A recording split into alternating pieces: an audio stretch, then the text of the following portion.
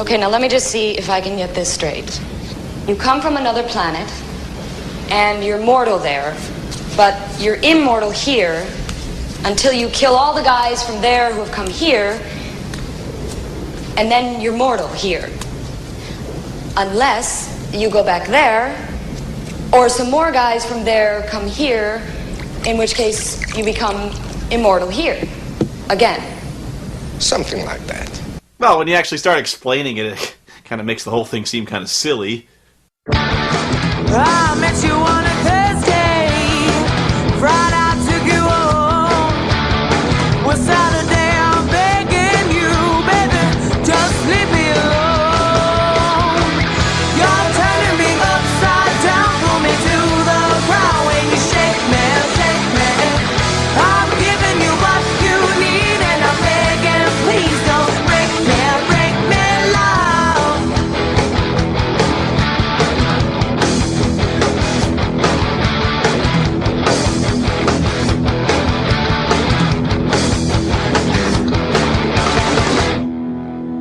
Or some more guys from there come here, in which case you become immortal here. Again. Something like that. It's a rare movie that not only makes you feel stupid for watching it, it flat out tells you you're stupid for watching it. Louise finally pesters McCloud about the shield until he finally caves and checks with his scientist buddy at the Shield Corporation, which is designed like something out of Ridley Scott's Nightmares. Can someone explain to me the purpose of the enormous backlit fans just outside everyone's window? Anyway, Alan here acts really paranoid and types out a message that the radiation levels above the shield are normal, which we already knew. So, thanks for killing 5 minutes of screen time. David Blake, Connor McCloud. Oh, yes, of course. I'm afraid I'd forgotten you were still alive. Always. That's it. He doesn't have any reaction to seeing McCloud in his early 30s except, I forgot you were alive. He doesn't question this at all. Maybe one day the ozone layer will repair itself. That would indeed be a great day for the human race, wouldn't it? But it really makes no difference anymore, since you built the shield to last forever. Nothing lasts forever.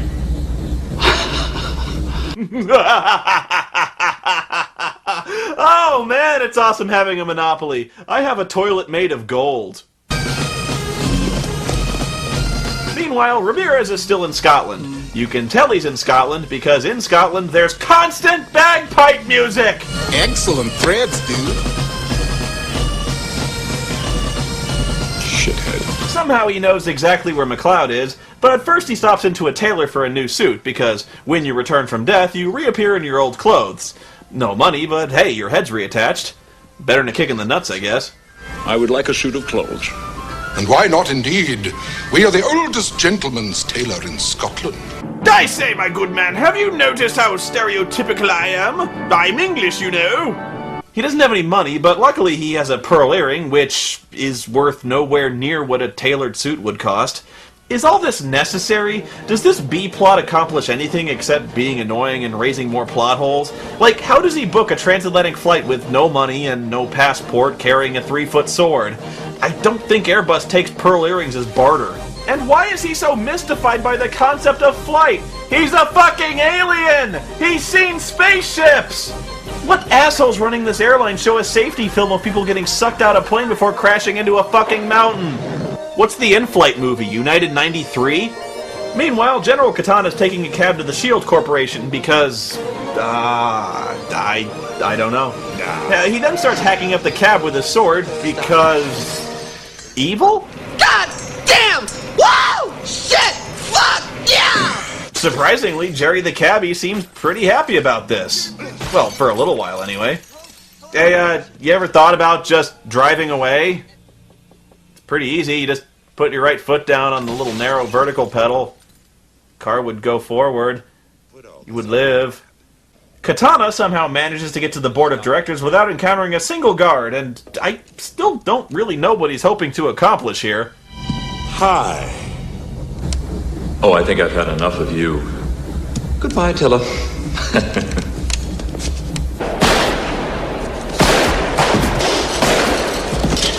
Yes, indeed. That was brilliantly done. Bravo. And you know what else was brilliant? Copying all our set design from Blade Runner. Now that was good thinking. You know, guys, this is no way to treat your number one draft choice. Okay, so they've got a sports draft and the Wizard of Oz on Zeist.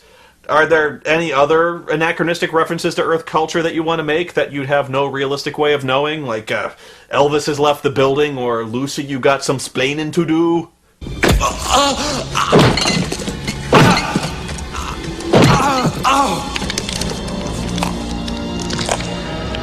Okay, yeah, I'm pretty sure he's dead now, if you want to stop, or...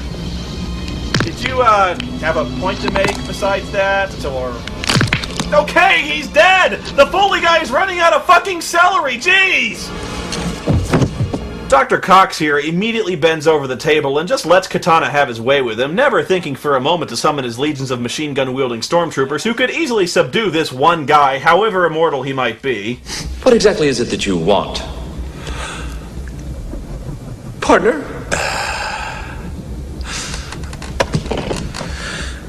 The Highlander. Right. Alan tries to warn McCloud of this deadly new alliance, but Coxie's way ahead of him. Please don't bother, Alan. Every time you turn that thing on, it just gets printed out in my office, and yes. That includes your little computer conversation with McCloud the other day. We even checked your browsing history, and my god, newbie, is there a single David Hasselhoff fan site that you haven't registered with yet? I mean, don't get me wrong, Nancy. I liked Knight Rider more than any straight man should, but when you start sharing the entire run of Baywatch Nights on company servers, well, we've got to draw a line. What do you mean? Oh, I don't know. How about, for starters, that there simply isn't enough energy on the planet to take down the shield without killing us all? If I'm going too fast, slow me down, but I think you should know this all, Alan. You need more energy to turn it off. And McCloud designed this thing without any form of off switch in the event that it was no longer needed, or that any one of its vital working parts in one of the several installations scattered all over the globe might need routine maintenance, or somebody spills a Coke on a control panel. No, that would blow up the Earth if you tried. Man, you thought people were freaking out over the Large Hadron Collider. Elsewhere, Louise is dressed like Marilyn Monroe, and Ramirez somehow finds where McCloud lives. Funny how he can see the bright red shield outside, but when I look out the window, I just see darkness. Anyway, they put their heads together to come up with a plan to bring down the shield.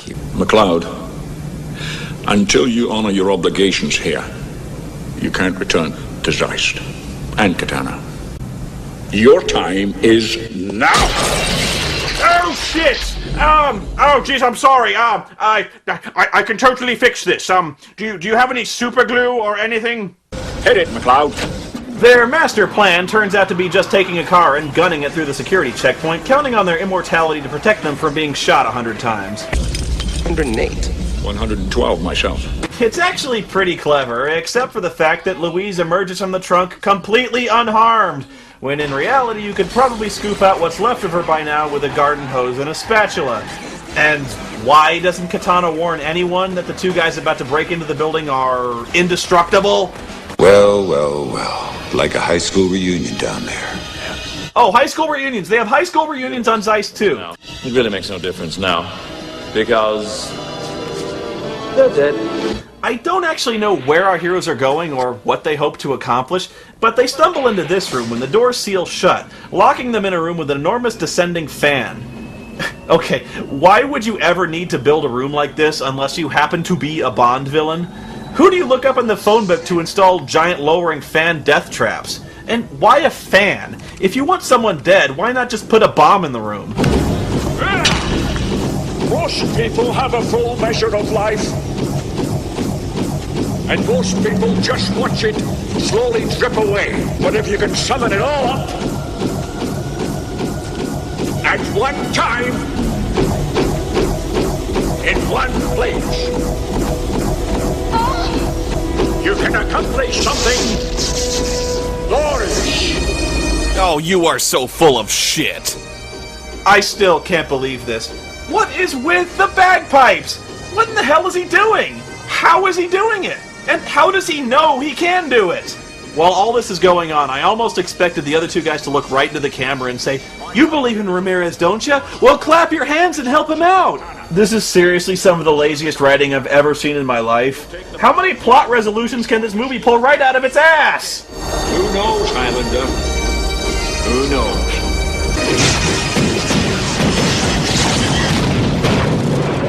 Yes, it looks as though you fucked up, eh, partner? Well, hey, why are you yelling at him? It was your trap. Oh! Oh, he's not Dr. Cox anymore. Note to self, berating the invincible alien warlord is unwise. And of course, my own personal favorite of all time, man falling off of a cliff. No!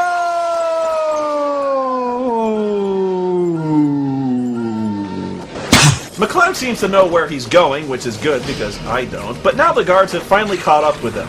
In my favorite moment of the movie, he hands her the rifle and leaves the woman alone to go fend off the squad of troops while he peters around in some abandoned room. Now, I know she's supposedly a trained commando, so she can probably take care of herself, but I don't even think the writer remembers that by now. What possible purpose does this huge empty room serve in the S.H.I.E.L.D. Corporation? It just looks like another set ripped straight from Blade Runner, probably the hotel. But I guess that's okay, since Highlander 2 is the smartest sci-fi thriller since Blade Runner. I'm sorry, I just can't get over that. It's just the wrongest sentence ever conceived by man and committed to the printed word. Fuck that! Actually, this isn't nitpicking. Where in the hell is he? Is this even in the same building? And why is it so quiet? Where is everyone? Where are the guards and the gunfire? Katana attacks and... Wait, why is McCloud still using the Insano sword from the beginning of the movie? Last scene he was carrying around Ramirez's katana. And actually, how did he even manage to get that? Ramirez stuck that sword into the ground just before the fan crushed him. McCloud quickly learns that you don't mess with Sam Fisher, even if he is wearing a goofy wig. He stands on top of an elevator, which Katana whacks with his not-katana, sending the elevator crashing to the ground, where it then explodes. Apparently, the S.H.I.E.L.D. Corporation was storing all of its nitroglycerin in an old elevator. Nicely played, McCloud. Falling down an exploding elevator to get away from me? Well played indeed, McCloud. Katana, instead of just killing McCloud after his devastating fall and explosion, runs off to this room with a giant pillar of light thingy in the middle, giving McCloud ample time to recover and pull a new sword out of his ass. While they fight, so many more questions fill my mind. So many more things that are never explained. Like, what is Katana a general of? Where's his army, and what was McCloud rebelling against? Why are aliens immortal here and not on Zeist? Is it like Superman getting powers from Earth's yellow sun? Well, I guess not because of the S.H.I.E.L.D. completely blocking the sun's rays. How did Louise escape the guards when we clearly saw her running out of ammo a minute ago?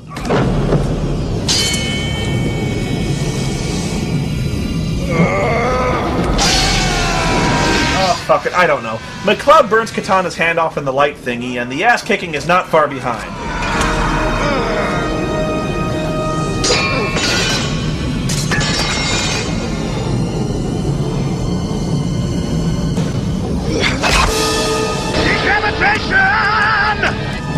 There can be only one. So what is this, the third time there could be only one? The first time being when he beat the Kurgan, and then he beat the Jackass twins, he was the only one left again, and then Katana came down, reset the whole thing again, and then you beat him. What's next? There's gonna be some asshole in a cave somewhere that everyone just forgot about, but Connor got the prize anyway? Oh, fuck me! The phrase is completely meaningless. It has no weight or significance, and there's never gonna be only one, because there's a whole planet load of these assholes! So, because killing an immortal causes everything within 100 yards to explode, McCloud climbs inside the lethal pillar of light and, well, explodes. Somehow, this catastrophe overloads the S.H.I.E.L.D. and shuts it down, because, you know, we couldn't possibly just unplug the S.H.I.E.L.D. or turn it off. No, that would be stupid and blow up the entire fucking planet. But having a magic exploding Scotsman violently destroy an entire generator facility, that's perfectly safe. So once the S.H.I.E.L.D. is down, the Earth is saved, and all the immortals are dead, and McCloud has the prize again, does he return to Zeist? No! Of course not! This whole movie was fucking pointless! This movie was so piss-freezingly bad that it basically invented the fan-edited movie. People liked the original movie so much, wanted so badly for there to be a worthy sequel, that they actually re-released different cuts of Highlander 2 over the years, like the Renegade cut, which basically removed every single reference to Zeist and the Immortals being aliens. In fact, all the re-releases did that. which helped, I guess, but what's the point? It's not like Plan 9 from Outer Space would make any more sense if you cut all the aliens out of it. What happened to this series, man? I mean, okay, The Quickening was just about the worst thing to happen to movies in the history of, like, ever. But, you know, sometimes good can come out of that. Sometimes a really bad movie can serve as a really good example for how to make a good movie. It can show you what to avoid. Which is what happened with Highlander 3, and that was a lot better. Well, it was okay. It didn't suck. It wasn't Highlander 2. Yes! Only one! But it will not be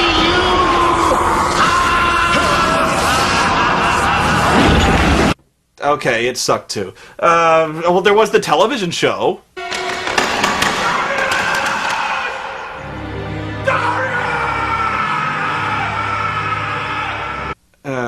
And there was Highlander Endgame, which crossed over the TV show and the other movies and had that blue-lipped guy from Dungeons & Dragons as the villain. It's the quickening, the thought of giving up your essence to me, making me even stronger by it. What's wrong?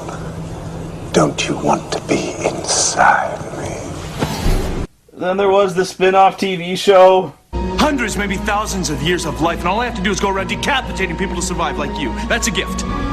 It's something most people just dream about. My friends, my family, everyone I've ever known or loved.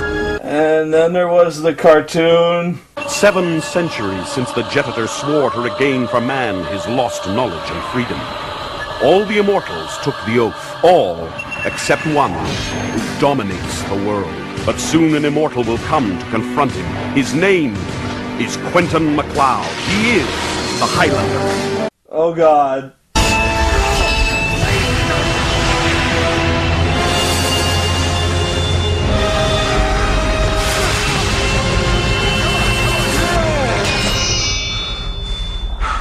I'm really depressed now. There should have been only one.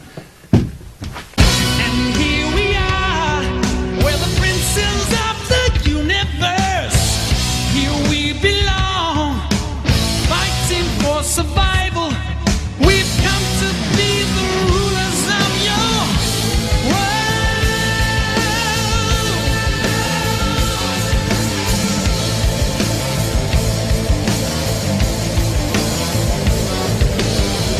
I am immortal. I have inside me blood of kings. I have no rival. No man can be my equal. Take me to the future of your world. Born to be kings, princes of the universe, fighting you free. Got your world within my hand. I'm here for your love. No!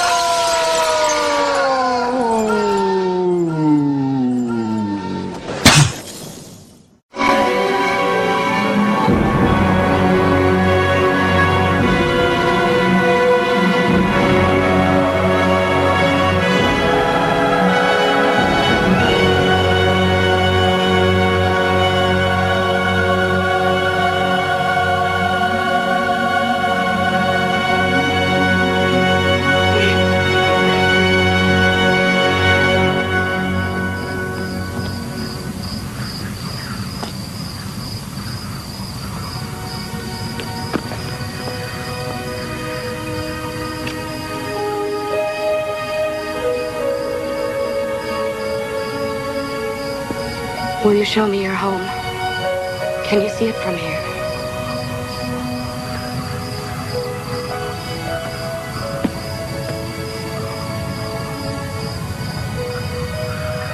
See that little star next to the moon? That's where I'm going.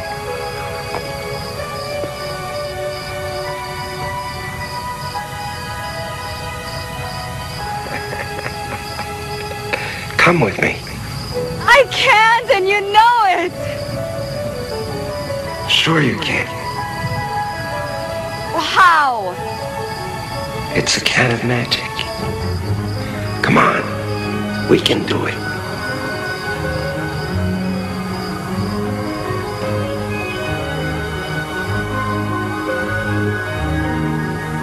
Remember, Highlander, you've both still got your full measure of life.